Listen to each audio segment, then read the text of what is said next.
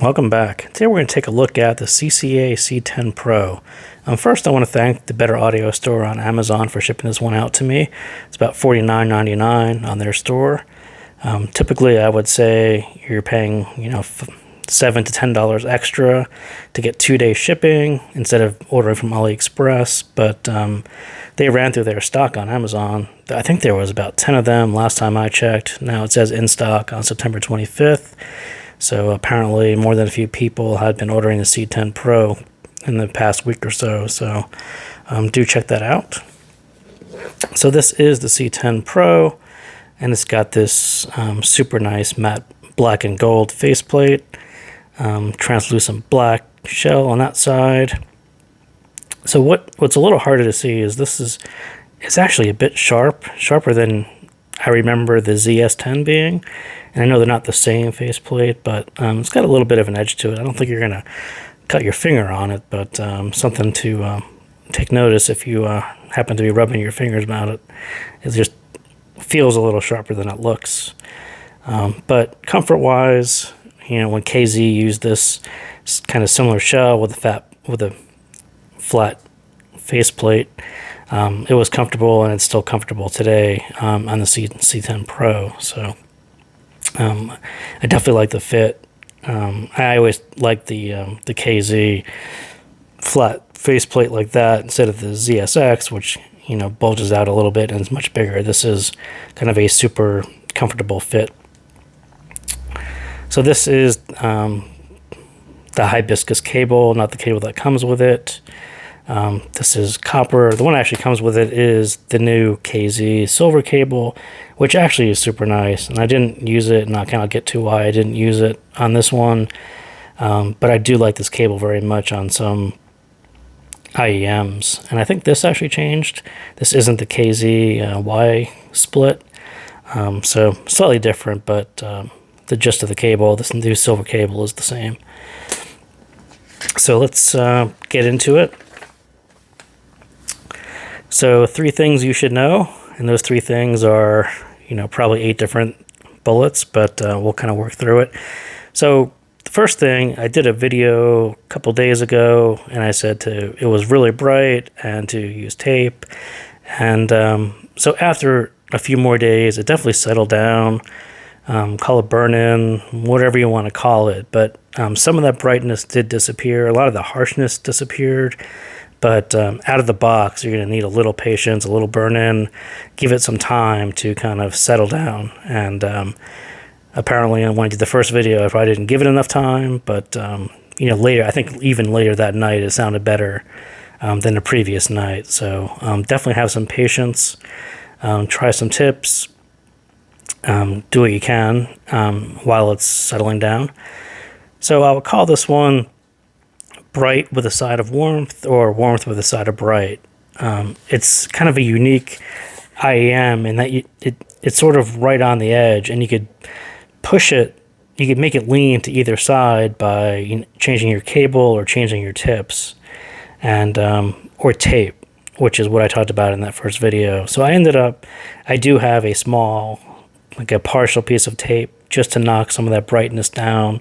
So I went with this warmth with a side of bright because I like a warmer sound. And out of the box with the silver cable and the normal stock tips, it's definitely on the bright side, and you'll get this nice bass that complements it. But you're definitely looking at a brighter sound with kind of a complementary bass, as opposed to the way I have it with the KZ tips, copper cable, a little piece of tape. Definitely a much warmer sound, kind of a bassier sound, but you still get some of these nice sharp brightness, crispness that I appreciate. So if you're going to go get yourself a C10, definitely consider whether you have different cables, or you're going to go buy some tape, or definitely try tips.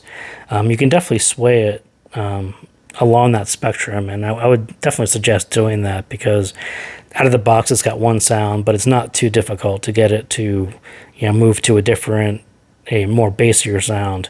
I think most reviews are going to say it's bass light, and true, out of the box, silver cable, stock tips, the bass is on the lighter side. Mine is definitely bass heavier side, but still not really all that. It's not boomy like a typical KZ. So, and that kind of leads me to the sound. I will call this refined fun. And if someone asked me to describe the difference between KZ and CCA, I probably would have said something like refined fun. You know, you take a KZ, super V shape, very fun, boomy, you know, a lot of things that some people really hate, and CCA takes those and refines them, you know, put some restraint on it, clean up the midsection. That's how I always thought of CCA, and I think the C10 Pro really fits that model. Except in this case, they preserved a whole lot of fun. It's very energetic, very fun, inviting, engaging. But then when you really get into some of these finer points, there's a lot of kind of finesse to what they did. So let's get through some of those.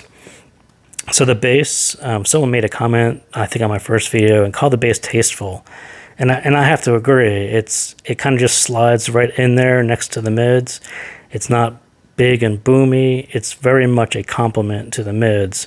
And I think a refined version of bass from a KZ perspective, I think it's tasteful. I call it restraint, but it ramps up to more than enough. You put new tips on it, kind of a copper cable, and you end up with something that's got more than enough. It's not only a complement to it, but it kind of stands on its own and lends a lot of warmth. And I sort of like that sound over the stock crisp, you know, a lighter bass version of the C10 Pro. So the mid bass is prominent, and I'll call it snappy, punchy, but it's very impactful. Really impactful. It's not all that surprising if you've tried the other KZ new Breed the X's with this new dynamic driver. They all have this very impactful mid bass, and the C10 is no different. But when you listen to the sub bass is actually very present and actually goes quite deep. And it's not immediately obvious, but when it's called for, it extends quite far down. So Jennifer Warren's Bird on a Wire. So listen to the drums. You get this very impactful drum, but it goes quite deep. It's quite thick. A lot of weight to it. I mean, more so when I first was reading reviews and they call this a bass light. It is, but then when you get a song like this where they calls for like a big bass sound, very nice drums, and then you get those low frequency vocalizations that sit right next to that. You know, the way those two layer together, really, really nice. And yeah, I think tasteful is kind of the way that it was a very good description for the way the bass is handled.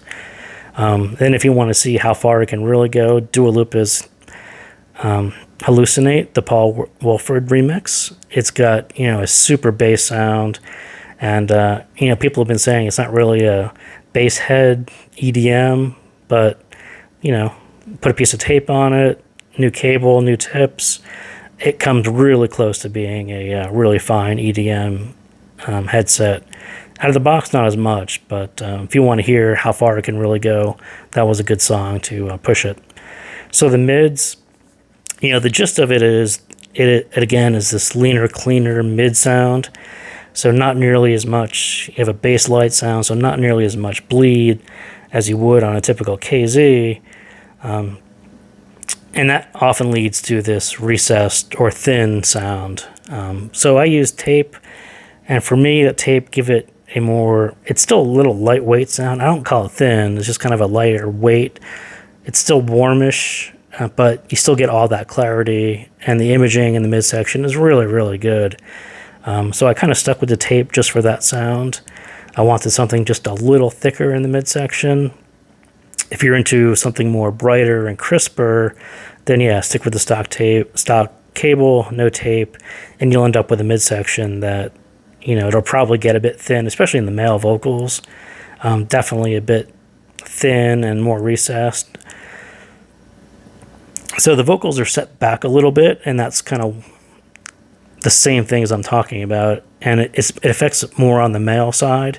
So Dave Matthews Band Crash, even Drake's 2C Slide, the voices, the vocal image is actually just kind of smaller. It just feels a little more pushed back than female vocals, which are not very close, but sort of right exactly where you would expect them to be. Super nice on the female side. The male sides are kind of noticeably pushed back a little bit. And if you kind of get into that situation with these two songs, click your volume up one notch is usually enough to kind of bring these a little bit more forward. On the females, you'll have to push it back down a bit because they're already close. But super nice. I really kind of appreciated that. You know, if they had just gotten this male vocal down right, where it sounded just as close as the females, it'd be, you know, really, really good. Now it's just kind of a really good, but yeah, very nice. So this one kind of pulled me towards pop rock instruments. A lot of these drums, a lot of, you know, when I talked about this mix of this impactful bass with this crisp, bright sound, you're kind of looking at Hotel California, those strings, the guitar right in the beginning.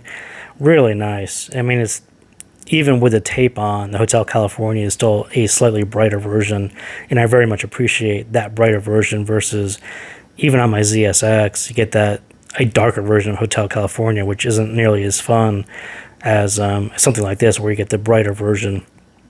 So yeah, rock was, I didn't really actually put too many rock songs, but definitely one of my favorites. You know, I sort of agree. It's not really a bass head set. It can go there, but it's really in that middle section of those pop rock, popular genres. That's kind of where it sits, and it's really good at those. You can go hip hop, you can go EDM. Not perfect, but you know, it'll definitely go there, which is kind of nice. It's nice to have that option without switching to another IEM. So like I talked about, this bright section is pretty much in the upper mids. And the one that got me right when I opened the box and that first night, David Bowie's Let's Dance, the 2018 remaster, that beginning section is kind of shouty to begin with, but it was sort of unbearable. Out of the box, it was just harsh and bright. Couldn't take it, and that was what first provoked me to actually put some tape on it. And after that, it was fine. It just knocked it down a few decibels, and it was great. And then as time went on, Smells Like Teen Spirit, this new rehab version. So her voice, I think a couple nights into it, I decided it was kind of a little too toned down. So then I pulled the tape off, listened to it again, and her voice, same thing. It's this upper mid. It's very forward. It's a bit piercing. So then I kind of stuck with a one piece of partial tape, and it really smoothed out her voice. A little bit fuller, not piercing at all. It was just kind of just right. It was the sound that I preferred. And then if you want to hear kind of another example, Older by Shallow. So jump to about 40 seconds in, and I think at that point you're actually still hearing some of this deep bass, which again, it's a great C10 test to see how far it actually goes down quite a bit. So 40 seconds is about the bass sound, and then it brightens up a few seconds later, and that's kind of that sound where it gets a bit harsh, especially out of the box, and it's a bit bright. But as that song picks up, you'll hear that brightness pop through. So I wouldn't say that tape is absolutely required, but I preferred it. If you just like that brighter, crisper sound, then you're good to go. So the treble, nicely extended, but not as detailed. And I sort of noticed the shakers and the cymbals more than I noticed how good the treble was, because they sort of smear together. You don't really get a lot of that fine detail and resolution that I was expecting on a hybrid, and that is definitely where I would go with. If that really bothers you, I would definitely switch to the sharper silver cable, and I think that'll clean up some of that. But the way I had it, I think it was noticeable. It didn't really bother me much, but it was definitely noticeable that there's definitely some stuff missing right out there, where even on some cheaper pairs, it actually sounds better. It was kind of an oddball thing to notice, but I noticed it. So the soundstage, it's got really good width, and I usually am really into wide sound stages. This one isn't super wide, but you get a lot of depth to it, and I noticed the depth and the layering and the separation more than I noticed the width, which is actually kind of unusual for me. But it's just really nice. You get this really nice big vocal image. The presentation of, it's not too wide, so you have this ability to really focus. Everything is sort of in your mind's view, if you can. It's not too wide, but everything is sort of nicely within. It's not even within the box. The vocal image is sort of right there in the center, and then the instruments are just off to the side, but everything is just nicely there for you to focus on, and you really notice this instrument imaging and the layering from front to back. Really, really, really nice. I mean, I think it kind of pushed it over the top for me. Was, you know, you go through some of these nice characteristics, and then you end up with this super nice presentation that pulls it all together, and you're like, yeah, this thing is really nice. If you can get past the brightness, I mean, if brightness is your thing, then you're good. But for me, just a tiny piece of tape, some tips, and it was kind of a different IEM for me, and I really, really, really liked it. So again, thank you for tuning in, and I will see you next time.